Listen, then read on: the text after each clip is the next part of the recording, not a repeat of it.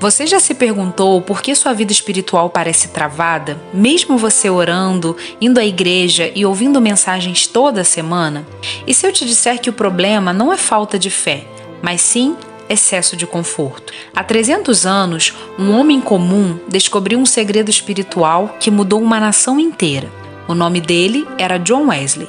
E o segredo não era nenhum talento, não era uma voz forte e nem era uma teologia profunda. O segredo era o jejum. John Wesley marcou a Inglaterra do século XVIII de um jeito profundo.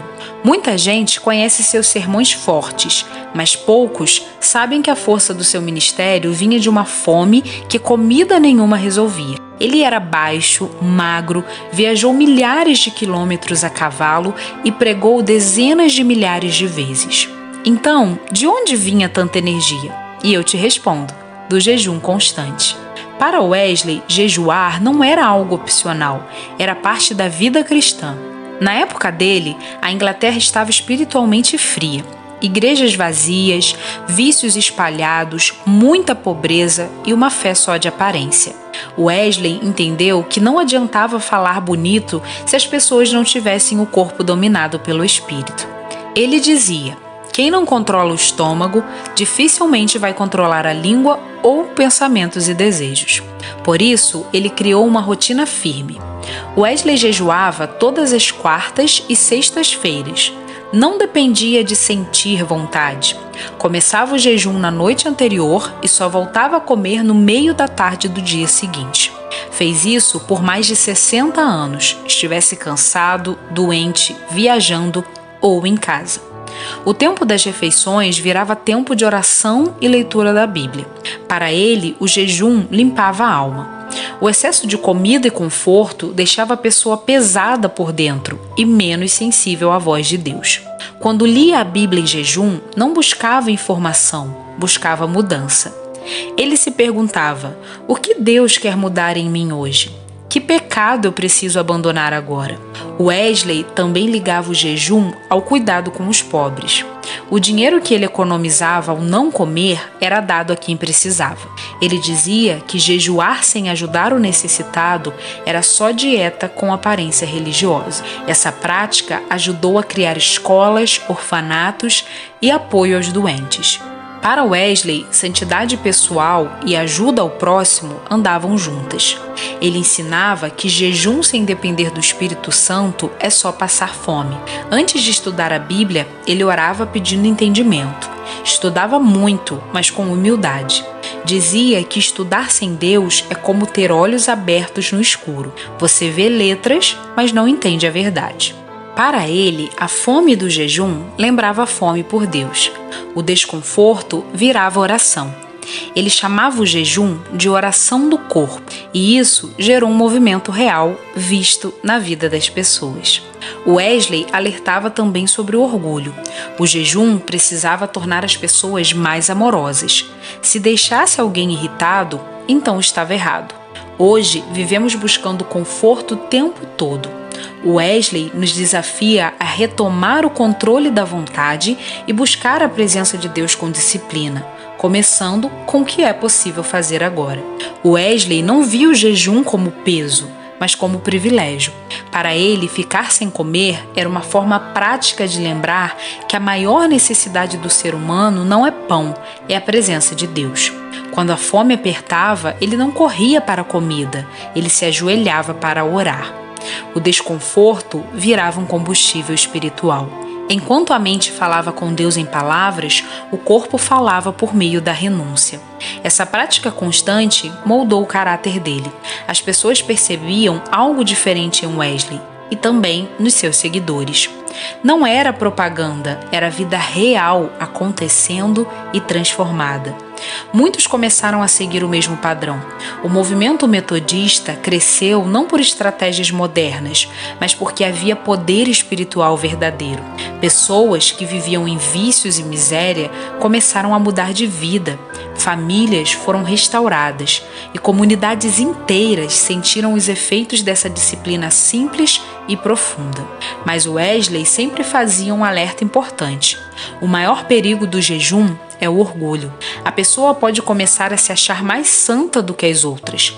Para evitar isso, ele incentivava a vulnerabilidade. Nos grupos, a pergunta não era só "você jejuou?", mas sim: "o seu jejum te fez mais amoroso e paciente com as pessoas?". Se alguém ficasse irritado, impaciente ou rude por causa do jejum, Wesley dizia que algo não estava certo. O verdadeiro jejum deveria quebrar o ego e não inflá-lo. Ele ensinava que a prova do jejum estava no amor ao próximo. Wesley viveu de forma simples até o fim. Não acumulou riquezas, morreu com poucas moedas e sua Bíblia. Mesmo assim, deixou um legado que atravessou séculos. Ele provou que uma pessoa que domina os seus desejos pode influenciar uma nação inteira. Agora pense na nossa realidade. Vivemos buscando conforto o tempo todo. Se sentimos fome, comemos na hora. Se ficamos entediados, pegamos o celular. Se estamos cansados, deixamos a oração de lado. Estamos acostumados a satisfazer qualquer vontade rapidamente. Wesley nos desafia a fazer o contrário. Ele nos chama a exercitar o domínio próprio e a busca profunda espiritual. No último dia de vida, já com idade avançada, ele ainda tinha clareza na mente. Suas últimas palavras foram cheias de confiança em Deus. Essa certeza vinha de anos encontrando o Senhor em oração e jejum. Talvez você sinta que a sua fé virou rotina. Vai à igreja, ouve mensagens, mas por dentro se sente frio. O caminho que Wesley trilhou ainda está aberto hoje. Ele não é um segredo escondido, é uma decisão prática. Começar, mesmo sem condições perfeitas. Você não precisa imitar tudo de uma vez. Pode começar jejuando uma refeição por semana. O importante é fazer com propósito, oração e dependência de Deus. O método ajuda a criar constância. O jejum não é para mostrar força, mas para reconhecer fraqueza e buscar ajuda do alto. Ele nos lembra que somos dependentes e essa dependência traz transformação verdadeira, começando de dentro para fora, alcançando atitudes, palavras e escolhas diárias. Wesley acreditava que disciplina espiritual não nasce do sentimento, mas da decisão. Ele não esperava estar animado para jejuar. Ele já tinha dias definidos e os respeitava. Isso tirava a fé do campo da emoção e levava para o campo da prática diária.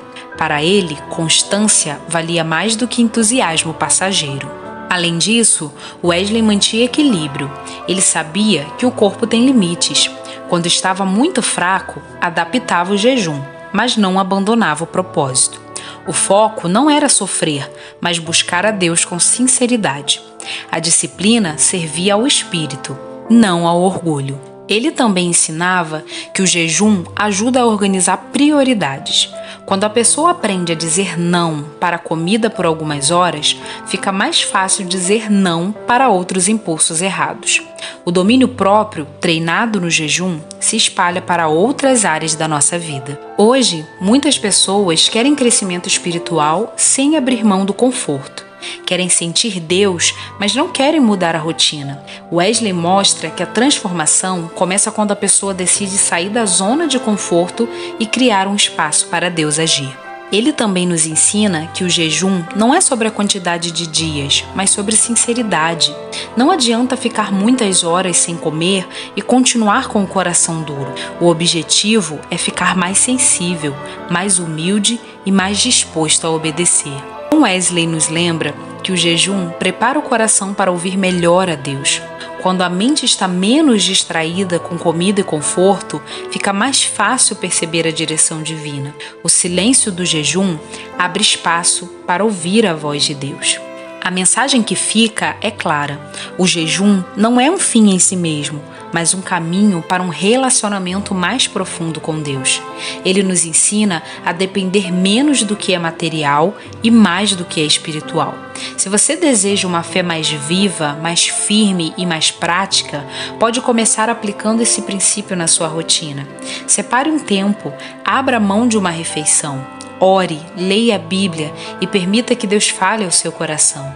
Assim como aconteceu com Wesley, a mudança começa por dentro e depois alcança tudo ao redor.